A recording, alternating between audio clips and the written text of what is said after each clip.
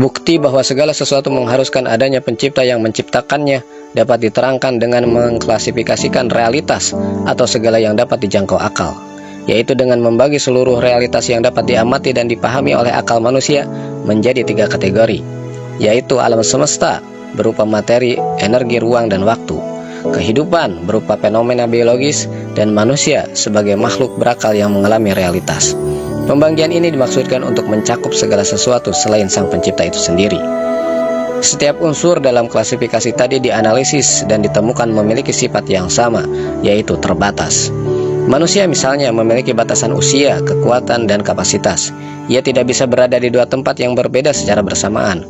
Terluka bisa menyebabkan kematian, dan proses penuaan tidak dapat dikembalikan. Pengetahuan manusia bersifat kumulatif dan terbatas. Seorang ahli pun hanya menguasai bidangnya secara terbatas. Manusia tidak tahu apa yang akan terjadi di detik berikutnya.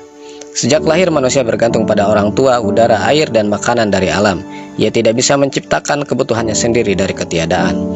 Einstein yang jenius pun tetap terbatas. Ia tidak bisa mengetahui segalanya dan akhirnya meninggal. Atau seorang bayi yang ditinggalkan sendirian tidak akan mampu bertahan hidup. Begitu pula dengan kehidupan, selalu melekat pada individu makhluk hidup yang spesifik. Setiap individu yang hidup memiliki siklus yang pasti, yaitu berupa awal, lalu pertumbuhan, dan akhir berupa kematian. Kematian adalah bukti final dari keterbatasan hidup. Seekor gajah yang perkasa suatu saat akan mati, menunjukkan bahwa kehidupan yang ada padanya adalah pinjaman yang suatu saat akan diambil. Lalu alam semesta terdiri dari partikel-partikel, planet, bintang, dan galaksi yang jumlahnya terbatas, dan masing-masing memiliki batas. Argumen bahwa himpunan dari hal-hal terbatas adalah terbatas dapat diperkuat dengan ilmu kosmologi modern. Teori Big Bang menunjukkan bahwa alam semesta memiliki awal pada titik singularitas sekitar 13,8 miliar tahun yang lalu. Sesuatu yang memiliki awal pastilah terbatas. Alam semesta berjalan menurut hukum yang telah ditetapkan, seperti gravitasi dan termodinamika. Sesuatu yang tunduk pada hukum bukanlah hukum itu sendiri, ia adalah ciptaan yang diatur. Contohnya matahari, sumber energi utama kita, suatu saat akan kehabisan bahan bakar dan mati. Bintang-bintang lain lahir, berkembang, dan mati. Galaksi Andromeda dan Bima Sakti suatu saat akan bertabrakan. Semua ini menunjukkan dinamika dan ketidakkekalan alam semesta. Kesimpulan sementara, manusia, kehidupan, dan alam semesta bersifat terbatas. Implikasi logis dari keterbatasan adalah ketidakazalian. Dari sifat terbatas ditarik sebuah implikasi logis. Sesuatu yang azali mustahil bersifat terbatas. Azali berarti tidak berawal, tidak berakhir, dan mandiri, yang merupakan sifat dari yang tak terbatas. Oleh karena itu, segala sesuatu yang terbatas pasti tidak azali. Artinya ia memiliki permulaan, dan sesuatu yang memiliki permulaan mustahil muncul dengan sendirinya. Kesimpulan logisnya, segala yang terbatas, alam semesta, hidup, dan manusia pasti diciptakan oleh sesuatu yang lain di luar dirinya. Sesuatu yang lain inilah disebut Al-Khaliq atau Sang Pencipta. Lalu bagaimana dengan Sang Pencipta itu sendiri? Hanya ada 3 kemungkinan logis mengenai keberadaannya.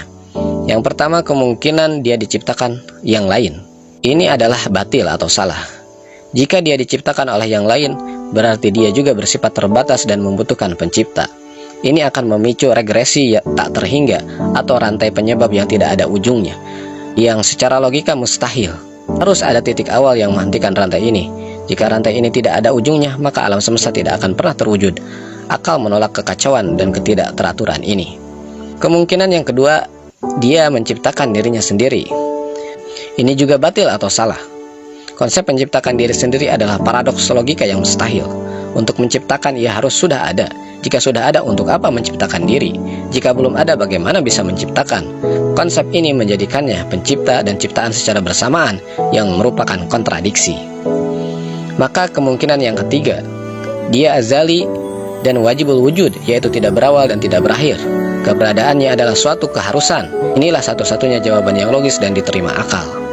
Dari penolakan terhadap 2 kemungkinan pertama, maka hanya kemungkinan ketiga yang valid. Sang Pencipta itu haruslah azali, tidak berawal, tidak diciptakan oleh siapapun, abadi, tidak berakhir, tidak akan punah atau mati. Wajibul wujud, keberadaannya wajib, ia ada dengan sendirinya, keberadaannya mutlak dan tidak bergantung pada apapun, segala sesuatu selainnya bergantung padanya. Tidak terbatas oleh waktu, ruang, pengetahuan, dan kekuasaan. Dia juga maha kuasa karena ia menciptakan segala sesuatu dari ketiadaan. Dia juga maha tunggal karena jika ada dua Tuhan yang sama-sama tidak terbatas, akan terjadi konflik kehendak dan kekuasaan. Keteraturan alam semesta membuktikan bahwa hanya ada satu pengatur. Zat yang memiliki semua sifat inilah yang disebut Allah. Dialah Tuhan yang Maha Esa, pencipta dan pemelihara seluruh alam.